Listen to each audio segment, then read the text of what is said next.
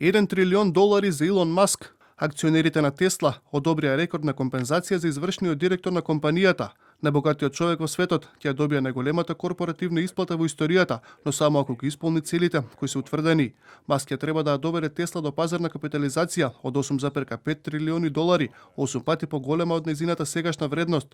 Тој исто така ќе треба да распореди милиони автономни возила и хуманоидни роботи и да го задржи профитот на компанијата во стотици милиарди долари во следната деценија. Ова не е само ново поглавје за Тесла, туку целосно нова книга. А таа нова книга значи огромно зголемување на производството на возила и забрзување на производството на Оптимус побрзо од се што некогаш било постигнато во човечката историја. Она што започнуваме денес е нешто поголемо од автомобилите. Тоа е целосна еволуција на човечката технологија. Главните цели на планот за компензација, поделен во 12 транши, го отвара патот Тесла да постигне огромна пазарна капитализација. Доколку стигне до тоа, Маск ќе може да заработи дополнително 12% од акциите на компанијата.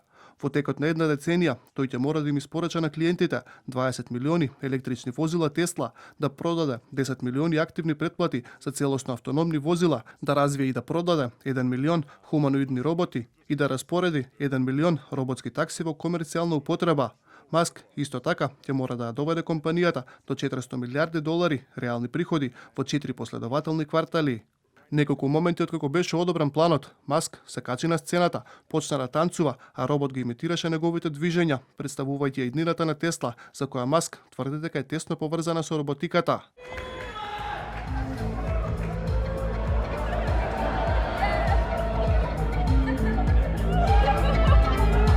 Но не сите се задоволни од одлуката.